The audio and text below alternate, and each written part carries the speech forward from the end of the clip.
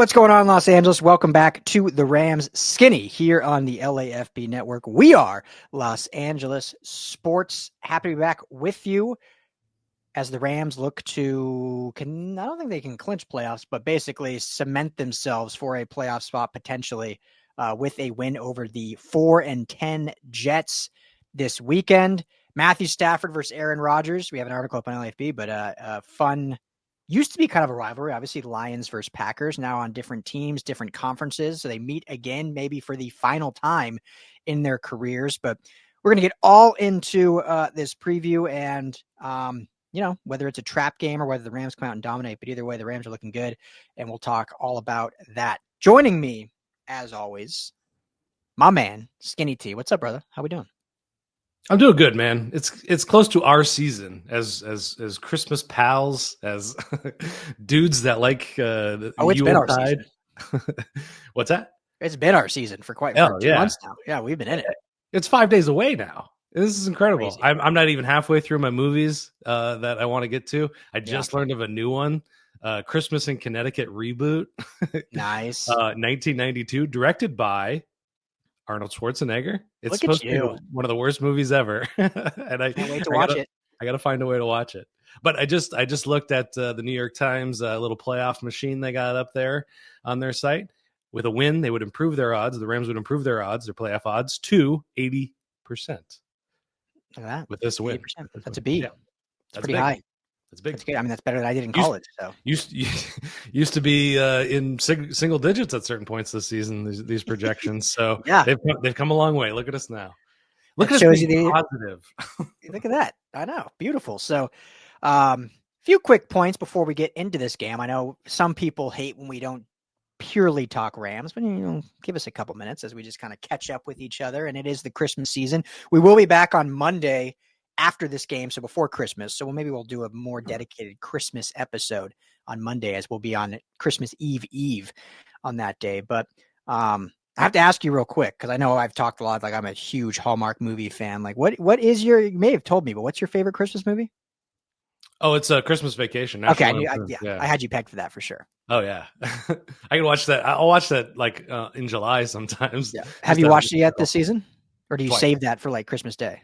I've watched it twice already. Okay, good for you. Okay. Yeah. And I highly recommend the FX version of A Christmas Carol. Don't watch it with the kids, but a really dark take on that. I'm not really a horror fan, but this is really interesting. Good actors in it too. Guy Pearce playing Ebenezer Scrooge.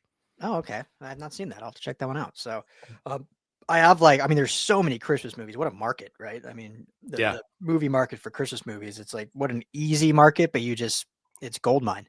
But I have so many classics that I love to watch, but then every year it's like some new ones come out from networks, obviously, like Netflix, I think had one or two come out this year. I think Paramount had one, but all the networks at least release always one or two.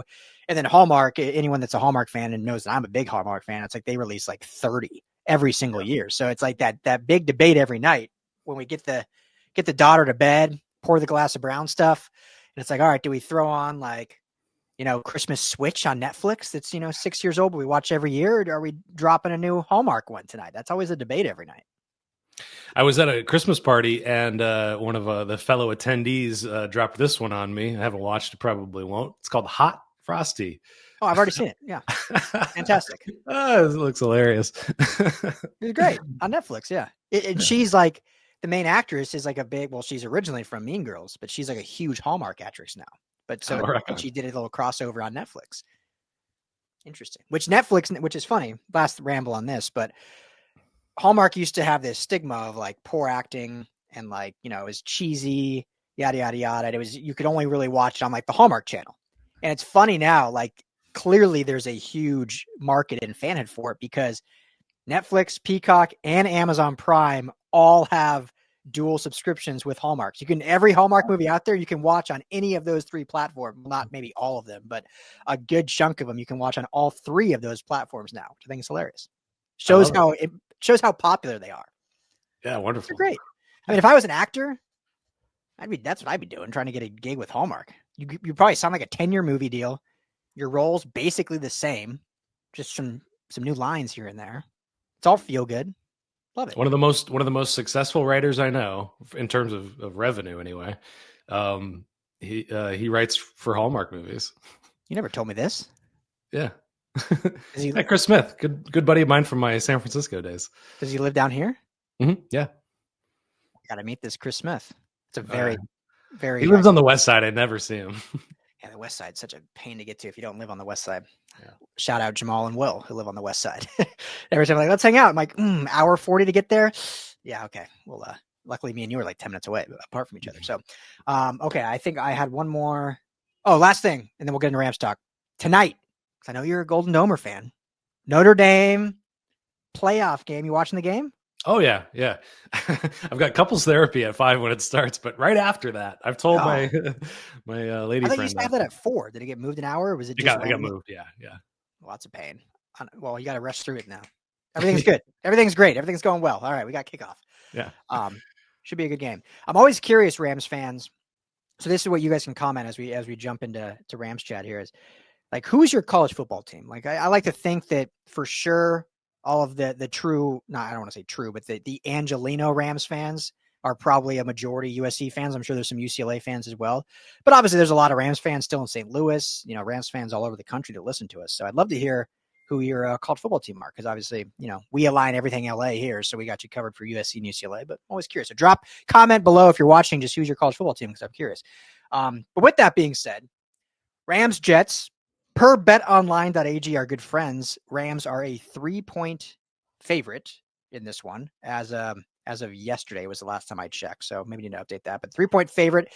The money line, they are minus 173 and the over under is set at 46. Let me ask you this real quick, because we're doing our bet online segment anyway. Do you think 46 is low, high? Do you think, the Jets offense is brutal. It's a pretty bad offense, and the Rams offense has just been so inconsistent. Does that feel like the right number?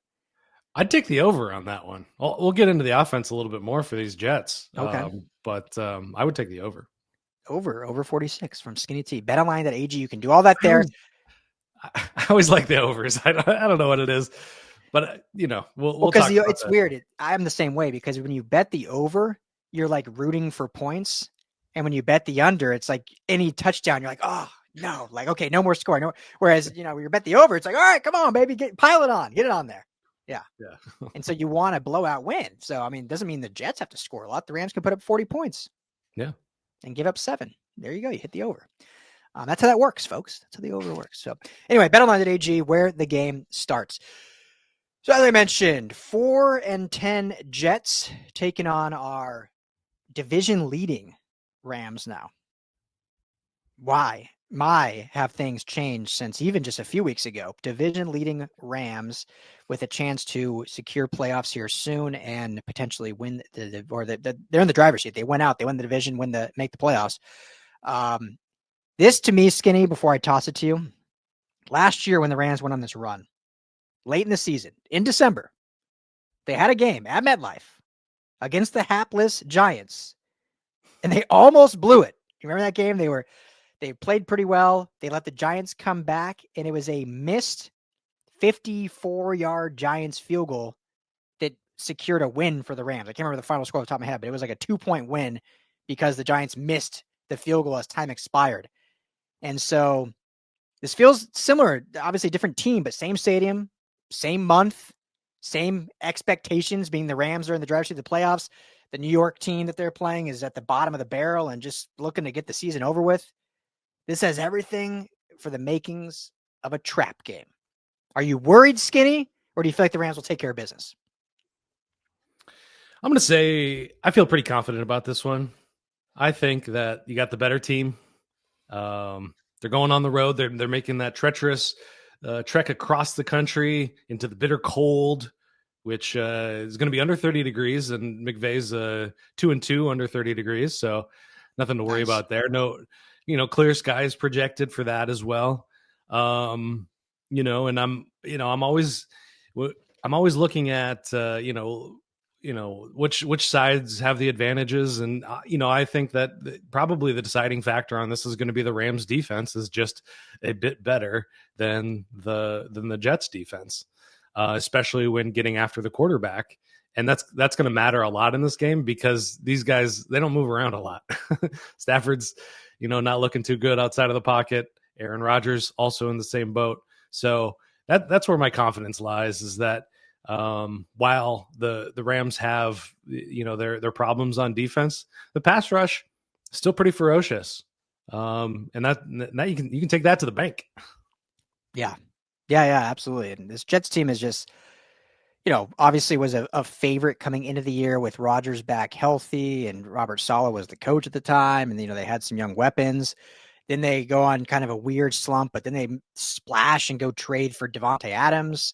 And you think, okay, maybe they'll right the ship. They don't. They fire Robert Saleh. It's been up and down. They ended up beating Jacksonville last week, but they lost, I believe, 3 straight before that. Getting trounced by the Cardinals, losing to the Colts, losing to the Seahawks, losing to the Dolphins. So that's 4 straight before beating Jacksonville just last week.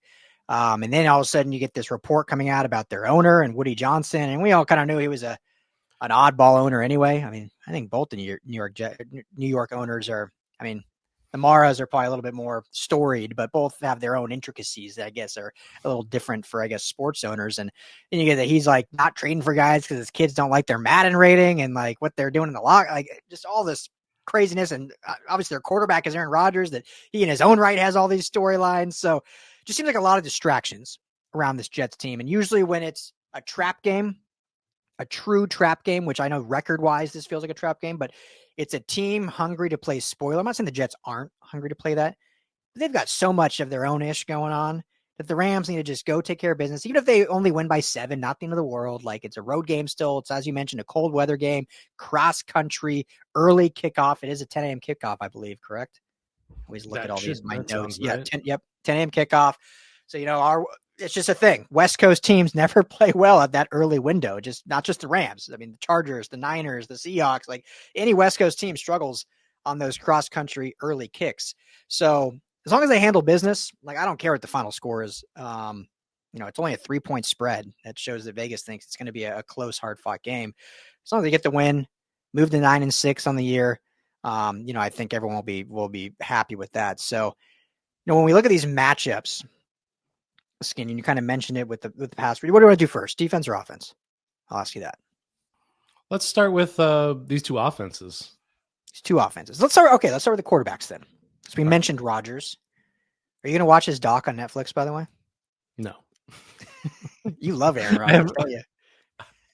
I have no interest in him. I don't care. I don't care what he does.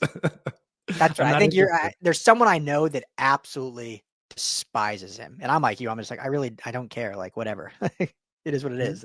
I don't want to hang out with the guy. Yeah. I like watching him play football. He's always been fascinating to play football, but off the field, I don't know.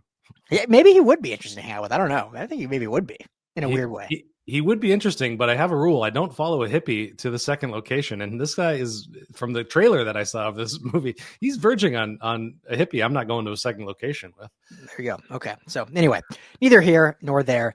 As mentioned, these two quarterbacks do have a history playing in the same division for so many years.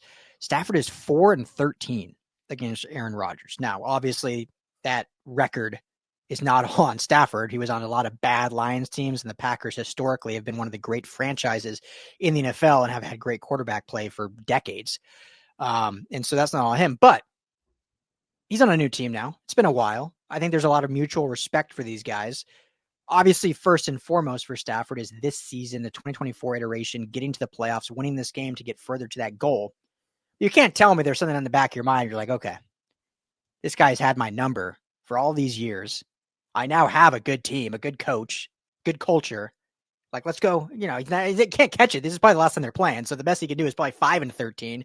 But I want to end on a high note and take down this Hall of Famer and prove that I was arguably the better quarterback. What say you? Yeah, I think he's definitely got that kind of Michael Jordan thing about him, where he'll construct and he'll build something up for himself to motivate himself to keep competing and compete at a high level. So I think this is just another example of that. I think that, it's certainly not getting a monkey off his back in any way. I mean, Detroit was what they were. But it's like a whole different era for Stafford since, leaving Detroit for LA. And if I can fuel that rivalry anymore, I would love to, because it's fascinating and interesting. But it took a new location and a fresh set of downs, I'll call it, to revitalize his career. And people are finally kind of catching on. We've been saying it for several years now. We watch every game, we delve into every game, we read everything, we watch everything. We read all the commentary about it. So to us, it's nothing new that Stafford is this top 10 kind of guy. We've discussed top 5 even for him. Mm-hmm. So I think that, this new national stage Stafford, I'm kind of bemused by it, because everybody's finally catching on, and I've said it, and I'm not backing down from it. I think we're noticing the cracks and the fissures in his game a little bit. I'm not saying he's cooked. Mm-hmm. I'm not gonna speculate on when it's gonna happen. But we're closer to the end of his career than the beginning. Yeah. We got a lot of flack last episode. I don't know if you read the comments or ever do, but a lot of people thought we were too critical of Stafford after last game, and I just want to reiterate it again. I think we said it on that show too. Like, we both believe he's still, even with some of his like poor games this year, still a top 10 potential quarterback in this league. For us, it's like, when you see the greatness that is him, like, yeah, you could be critical when they don't play well. It's like me, I'm a father, right? Like, I think my daughter's the best in the world, but I'm going to be critical because I know how great she can be. Now, she's 4, so I'm not critical right now, but as she grows up, and if she's whatever she wants to be in life, obviously I'm going to be doing it in a loving way. And, it's a whole nother story, but like, I'm going to be probably the most critical because I know how great she can be. So we think Stafford, we know this ceiling he can hit. And when you have back-to-back games at 150 yards, like, I don't care that it rained. Like, that's you got to get through that. I'm not saying you need to go throw for 380 and 4 touchdowns. I'm just saying, don't throw for 48% completion percentage and maybe make some decisions that help your offense in a better situation. So this is an opportunity now, going against former foe and Aaron Rodgers in a cold weather setting at MetLife on the road, a team that wants to play spoiler, even though I don't think we think they can, but they probably do want to. Just go prove it. And I'm not saying, again, dude doesn't need to throw for 300 plus or whatever. Just an efficient game, even if it's under 200. But hey, you throw 65% completion percentage, make some smart plays, get your receivers involved. Tyler Higbee's looking like a full go based on the injury report. The whole team is a full go. This is the healthiest the Rams have been. It's almost like they planned it like this, Skinny. Like, let's just get all the injuries out of the way early. We'll look bad. Everyone will count us out. And then the last month of the season, everyone's healthy. We're going into the playoffs, guns blazing like everyone expected in July. I think they planned this, right? It's the Hollywood script. You can't knock it down. Yeah, that's right. Someone in Hallmark wrote this. Exactly, Chris Smith. That's the author of this season. There you go. So, so I think Stafford has a great opportunity to show, show that he is on the trajectory he needs to be for this team to be a true contender, a true Super Bowl contender, not just a playoff show up and, play hard for 4 quarters and get bounced, but to be a contender, to get to the big dance in the Big Easy, which we will be at again. Just got our credentials approved today, by the way. So I'll tell you that on air. Why not? Oh, excellent. Yeah. Just got the email today. That's fantastic news. Yeah. I think he has the opportunity to absolutely do that. So, talked about the, we talk in offense. So talk about this running game, how they can match up with the Jets defense. Cause I think this Jets defense is bizarre, man. Like, some games they looked great. Obviously you fire your head coach who's a defensive mind. You promote your D coordinator to be coach. There's going to be some losses there because you're now promoting a coordinator to do extra work mid-season and but the defense has definitely fallen off a little bit since kind of early times. But how do you think this Kyren Williams, Blake Corum rushing attack can fare against the Jets defense? Well, I think this is going to be an offensive game. You look at the Jets defense on paper, some of the guys they have out there, DJ Reed, Sauce Gardner, Quentin Williams, Will McDonald's having a good year, Javon Kinlaw, Solomon Thomas, you've got what's that? A lot of former Niners. Yeah, yeah, exactly. They're definitely a talented team, but it's just one of those funny things about the NFL. It's like sometimes all the talent in the world doesn't come together to create anything. And this Jets defense has just been bad. Um, you know, last 4 games you want to look at early in the season, a season on a whole, they probably had some good games here and there, but they've just never materialized into something that's been really, really fantastic. Like it should have been. I mean, we had this game circled early on as one that we were really looking forward to test the mettle of the Rams. So I think that the Rams offense should be able to move the ball pretty consistently. It'll be interesting to see what a guy like Sauce Gardner can do against Puka Nacua. It'll be interesting to see if Cooper Kupp has a big bounce back game. But as we've talked about all year long, this offense begins and ends with Kyren Williams. And, the run defense for the Jets, has been bad as the rest of the defense has been bad. So I don't think it's going to be a lot of big running, roadblocks for the Rams offense to get it done. So I'm believing in that if they stick to that game plan, and Kyren Williams is able to look good early on, and those first couple of drives are always really key for McVay to feel confident going forward with Kyren. Mm-hmm. So that's what I'm going to be watching in terms of the offense is the first couple of drives. If he's picking up 4 or 5 yards, but last week we saw a couple of dominant linebackers show the league how to stop them. Now you're not going to find a Dre Greenlaw and a Fred Warner on many teams. Yeah. So that's a big question. What are your thoughts? Yeah, I agree. And I was just going to follow up with this. I don't need to add too much to that, but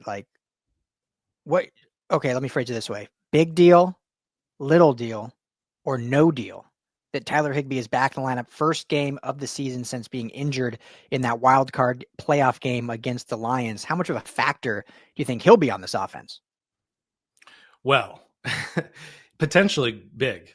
They've struggled on third down. They've struggled in the red zone. He's always been kind of a release valve, an easy button for Matthew Stafford in that way, where they just, they get their two good receivers attracting and sucking the defense towards them, kind of a gravitational pull. And Higbee's just waiting there, hands open, just waiting for that ball to hit him right in the numbers. Easy pass, 6-yard pass or whatever, and he picks up the first down or high points it in the end zone.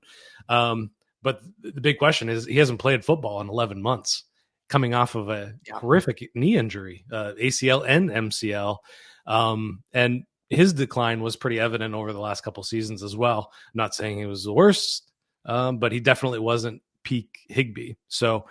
I think we'll get a pretty good sense of who he is out there early on. And if he's on a pitch count, if they're going to him right away, just to kind of get his feet wet and get him back in the rhythm, there's still lots of question marks. I don't think he's 100% full go. Yeah. I'll be curious because most teams, most coaches, when a guy comes off injury, especially as long as Higbee, it's okay. Yeah, we're going to ease you back in, get your feet wet, get you block a little bit, get the adrenaline going. Maybe we'll throw you 2 or 3 targets in the red zone just to see if how up to game speed you are. But McVay has proven when you're back, you're in the fire. You're back in the fire. If you're healthy to play, you're in the game plan. And we saw it week whatever against Minnesota. Puka Nacua was on IR. He gets lifted off IR 24 hours before the game, and guess what? 7 catches, 106 yards in that. He was not a decoy by any means. We were like, oh, how am I going to use him?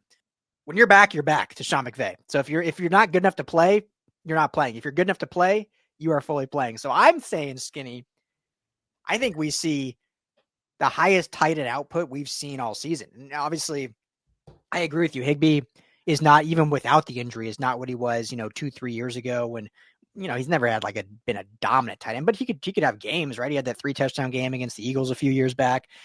But I could see this game, especially with the red zone woes that they have had, that he is a 1 to 2 touchdown performer in this game. I'm going to call that Tyler Higbee 2 touchdowns. I'm going to call it 2 touchdowns for Tyler Higbee. It is welcome back. Game ball for McVay in the speech afterwards. Bud Light, Selly, Tyler Higbee. I love it. He was back on, to the active roster was a full practice for the week heading into the Niners game, but didn't go in that game. So I think that was probably his. We're gonna hold you back just for one game. Yeah, exactly. So. Yeah, I mean, you could be absolutely right. I thought they would ease Puka Nacua back in, and I was very wrong about that. And so I could definitely be wrong about this, but I'm rooting for him. I've always liked him, and he does. He changes the math for defenses. When you've got two talented receivers that have that gravitational pull, like I was saying, it creates a lot of space for him, and he can get the job done. And it's been very evident. We've covered it. I'm not trying to slander Colby Parkinson or any of the rest of the tight ends on this roster, but they haven't been that kind of force. Yeah, exactly. It's just it's been clear that there's been lacking a true kind of pass catching tight end that can add an element, especially in the red zone. Like if he can just be, I mean, he might finish with 2 catches, 2 touchdowns. I'm saying like it's like two flag routes in the red zone that actually they were able to get it done because they can clear it out with Puka and Kupp and have the eyes on them and get him in the end zone. So we'll see. But I think it's definitely a big time getting him back right before the playoffs, getting 3 games for him to really get fully up to speed, hopefully heading into the playoffs. So let's move over to defense now, Skinny. Big get, Cobie Durant. He's back. He missed last week to injury. So that's a huge return for him. Fully healthy on defense as well. The most healthy they've been all season. So that is big time definitely for that. And this Jets offense, again, this Jets team just does not make a lot of sense. The dysfunction and the 4-win total does not make sense when you look at the talent on this roster. And either that just shows that Saleh was really not a good coach, or the dysfunction goes way higher than that, which based on everything we said in the beginning about Woody Johnson, that seems a little bit likely. And with Joe Douglas now gone as well as GM. But you look at the offense, I mean, Rodgers is definitely, I haven't watched a lot of Jets games, but he is not the Rodgers of 2 years ago. Like, he still has a ton of talent, but he's not the same guy. But still good. I mean, he's still a starter in this league. But Davante Adams, Garrett Wilson, 2 premier receivers. Allen Lazard is, a good third option. Breece Hall at running back is one of the great young running backs after coming back from injury. A decently solid offensive line, former USC Trojan Elijah Vera Tucker fight on. Tight ends with Tyler Conklin. I mean, this is a pretty good offense. And this is an offense that the Rams hopefully do not overlook. I'm not saying they will. I don't think they will. But cannot overlook, because as bad as they have been, the talent is there. Like, they could strike like that and put up a 40-point game easily. I mean, we saw it last week when they came back after doing nothing, and then all of a sudden Davante Adams gets that deep ball, and they end up, putting up 32 points or whatever against Jacksonville. So they have the ability to, they have the talent to. For whatever reason, they just haven't. Obviously their offensive coordinator is not very good either, Nathaniel Hackett. But your thoughts on the Jets offense and how the Rams kind of contain them? It brings me back to Rodgers, and just like one of the things I do dislike about him, and this crosses all sports. This is a reason I am critical about LeBron James as well. Not that anybody's tuning in to hear about my thoughts on LeBron James, but like these CEO types of players who think that they can, pull Allen Lazard onto any team, just because 5 years ago or whatever it was, they had fantastic connection. Yeah. Bring Nathaniel Hackett into, he was probably the worst head coach in the history of the NFL, trying a 63-yarder or whatever, 67-yarder or whatever that he was trying there. Don't remind me. Sorry. It was a bad 10 games or whatever it lasted. Yeah. Anyway, not the point. My point is over the last couple of games, this Jets offense has found some rhythm. Davante Adams and Aaron Rodgers are looking like their old selves in some ways. Last game they put up last 2 games they put up 400 yards of total offense, 319, 275 through the air, and 125 against the Jacksonville Jaguars. And I think it was, you were kind of making this point, which was this team has an explosive ability, and if there's one thing this Rams offense has trouble with is stopping explosive plays. I imagine they're going to come out of the gate with guns blazing. I think probably they're going to try, a 30, 40-yard pass down the field to Davante Adams in the first couple of drives. Yeah, test it out. And this Rams offense, one of their Achilles heels is when they face a team that can really run the ball and stick to running the ball, they can give up some big yards. We saw that with Saquon Barkley. That's a whole other level. Breece Hall isn't there.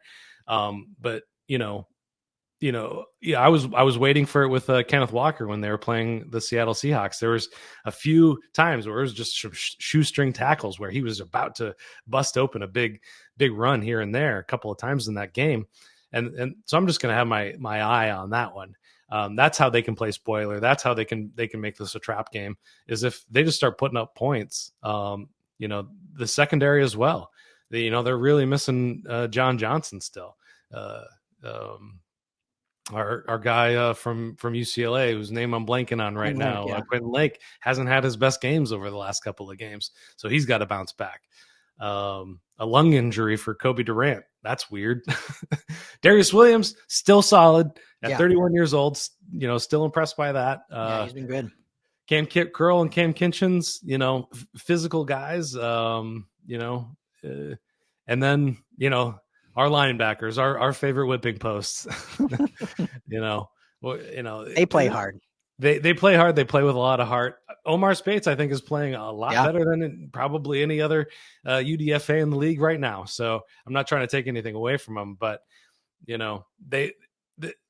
for as good as as good as the pass rush has looked, there's holes in this offense. And you look at regular metrics, they're allowing a lot of yards. They're allowing a lot of points. They're like 7th or 8th most in both of those. If you look at advanced metrics, EPA per play, success rate, stuff like that, they're at the bottom of the league in those as well. So, this is the kind of offense that, gives me a little bit of worry. But, you look at the injury report for them on offense anyway.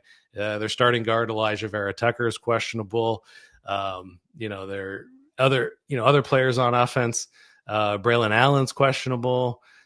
On defense as well, Quentin Williams is questionable, didn't practice all week. So, this is a game, this is the kind of game that will drive me crazy if they don't stomp these guys. Mm-hmm. This needs to be like a 2-score win for me to go like, okay, great. Everything's clicking. The consistency is there. That's what I've been harping on. Not so much. I haven't been trying to harp on them in terms of their skill level or their talent level. What I've been harping on is this inconsistency. Yeah. And with a wily guy, with a wily old veteran like Aaron Rodgers back there, he's going to, we talk about Stafford in this way of like zeroing in on a guy and just peppering him with targets. That's why Aaron Rodgers brings these guys in there, because he's like, these are the guys I like. These are the guys I have a relationship with. I know the routes that I like to throw to. I'm not saying, like I was saying earlier, I don't like that necessarily, but Davante Adams is still a skilled receiver. Yeah. Very good. Very good. It's funny how, like, there's been other CEO players in the past. I totally agree with you. Like, I'm not a huge fan of it, but it is funny how when it works and they win, like, no one even like thinks it's happening. Like Tom Brady. People can say all they want. Tom Brady, like, handpicked a lot of guys. Now, obviously, Belichick ran and there was some friction there, but like, look when he went to Tampa Bay, like, who he brought with him. They won the Super Bowl. So everyone's like, great. But Rodgers is blown up in his face, so it just looks terrible. Like, oh, you wanted all these guys, and you guys have won, 6 games total over 2 seasons?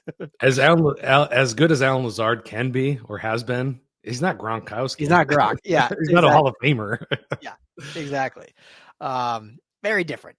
But anyway, yeah, no, I don't need to add too much. I think you said it all great. And I think that how they can slow down this run game and force, as weird as it is to say, because Aaron Rodgers probably will be he will be a Hall of Famer, regardless of what everyone thinks of him as a person. Like, he's been a great football player and he'll be a Hall of Famer. So as weird as it is to say, you kind of want to force Aaron Rodgers to beat you. As weird as that is. But when the Rams have been able to kind of do that and get teams to abandon the run, i.e. the New Orleans Saints, we're not a good football team, but we said after the game, if they would have stuck with Kamara, it could have been a different outcome. It was a 21-14 win. If they would have actually ran Kamara like they were in the first half, like, it could have been on the wrong end of that. And the Saints basically said, oh, we're just going to throw the ball with Derek Carr and beat you that way. Aaron Rodgers is obviously a lot better than Derek Carr, but I just we're alluding to like the run game has been the one Achilles heel of this defense. And so forcing them to be more one-dimensional is a much better potential outcome than allowing, 4, 5, 6, 7 yards a clip on the running game, which is, the formula for every game. Like any team can't allow that on the ground. They're going to lose every game, but most offenses won't do that. And we saw it just last night in the Broncos-Chargers game. The Broncos were running the ball great in the first half and then just like stopped running.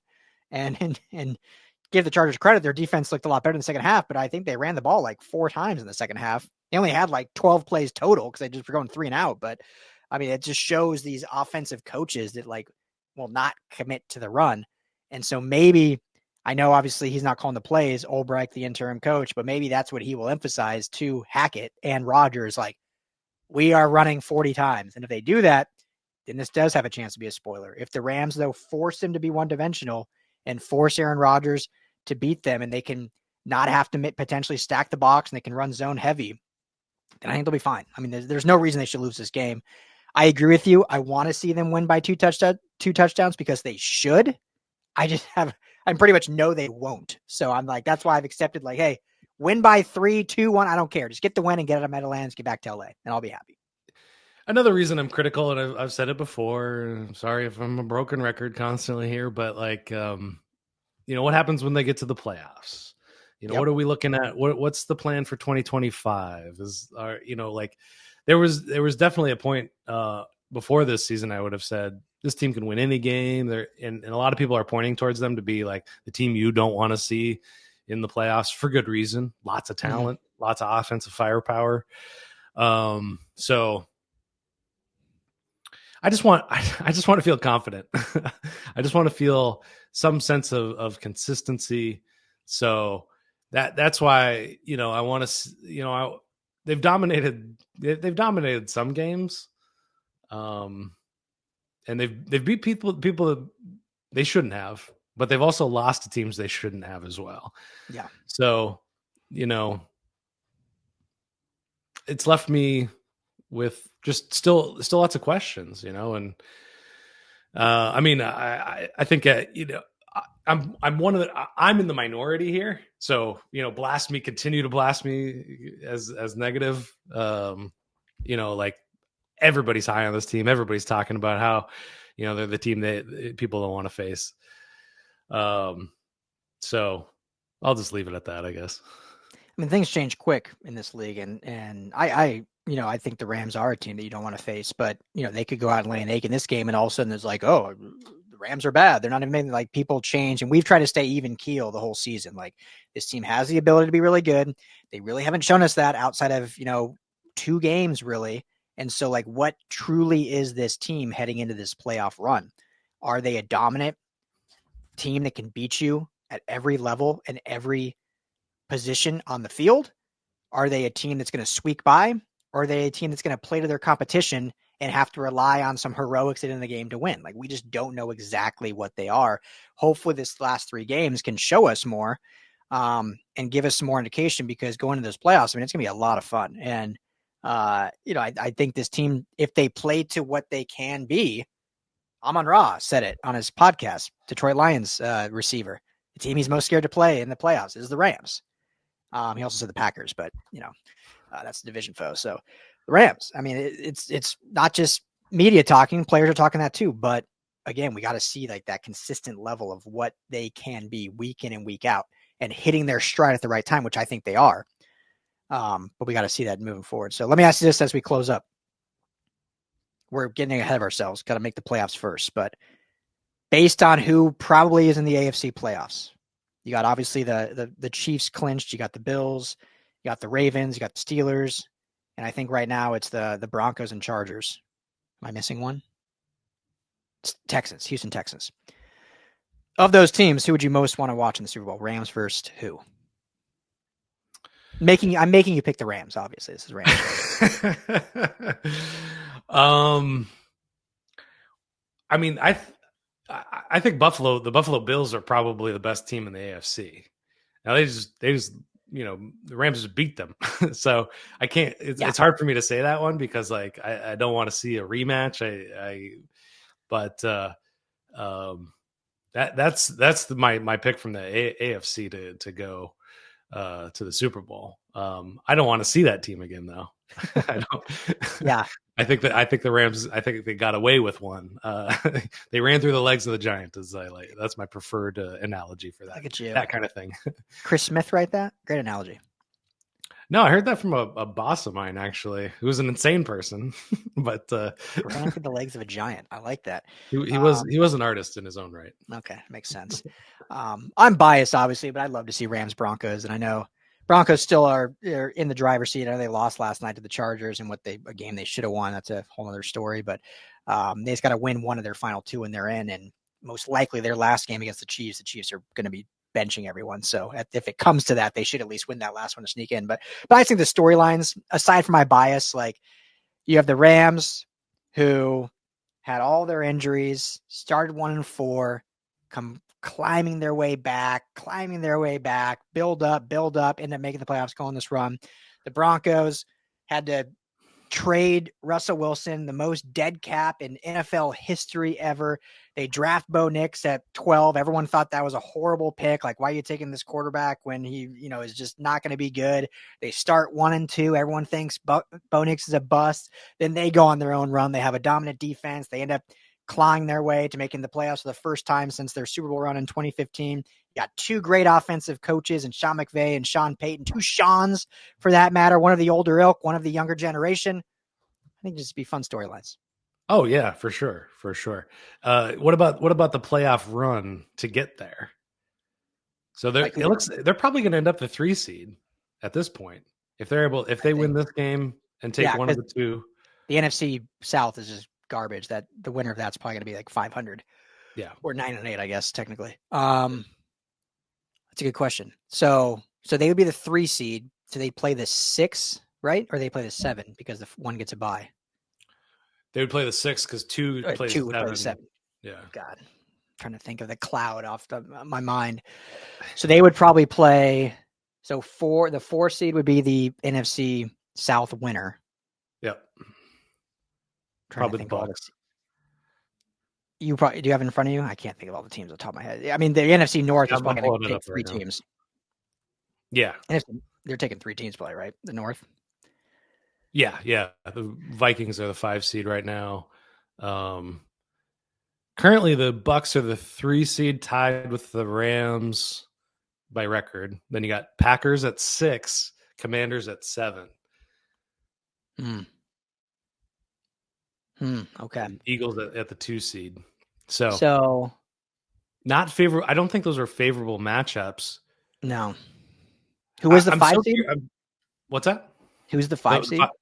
The 5 seed right now is the Vikings. So Vikings, Packers, 5-6. I'd almost rather play the Vikings than the Packers. I know it's because they beat them, but the Rams have just not done well against the Packers since LaFleur's been there. LaFleur has McVay's number. Yeah. Crazy. It's all McVay's tree right there. KOC, LaFleur. Yeah. Coach and of the then Washington, Ricky Morris. Yeah. Go for Atlanta. Oh, yeah. What am I talking about? Washington is Dan Quinn, but yeah.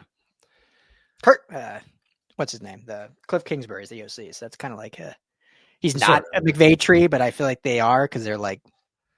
Yeah, the Packers are a tough out. I would actually rather them lose one game, maybe at week 18 if they've clinched the spot and drop into that 4th seed and play Washington rather than to have host a home team at least, host the Packers at SoFi at least. Yeah, that's true. So, well, we'll have plenty more time to talk about that. Let's make the playoffs first. So let's take care of business against the Jets. Thank you, everyone, for hanging out. Excuse me. Let us know what you think about. Give us some score predictions. What do you think the game? Well, let's do that. Score prediction. What do you got? I think it's going to be a Rams win, definitive win. I think it's going to be. I'm going to say 20. I'm not going to say 30. That always gets me in trouble because they never score 30 points. Yeah. I'm going to say 29-20. 2-score game. Legitimate 2-score game. I like it. 29. There it is. There's the obscure number. Which, to your credit, I thought they scored 29 points randomly, but no. The Jaguars scored 25 last week, which is kind of a random number. But I will go Rams win as well. I do think there's going to be some weirdness and some scare at the end there, and everyone's going to have to, clench their booty holes at the end and see what happens. I will go they win 26-22. Another obscure score. It is. I like they win it. by they cover. They win by 4. So I'll say that they have Greg the Leg Zerline there, 60% field goal kicker right now. Ooh, is that good? No, that's not good. But yeah, that could some special teams weirdness seems to be the Rams' MO right now. So keep an eye out for that. All right, so yeah, that'll be my other prediction. So Tyler Higbee 2 touchdowns, a Greg Zerline missed extra point, which is why when Rodgers has the ball at the end of the game, they can't get a field goal to tie. They have to get a touchdown, and they lose 26-22. Love it.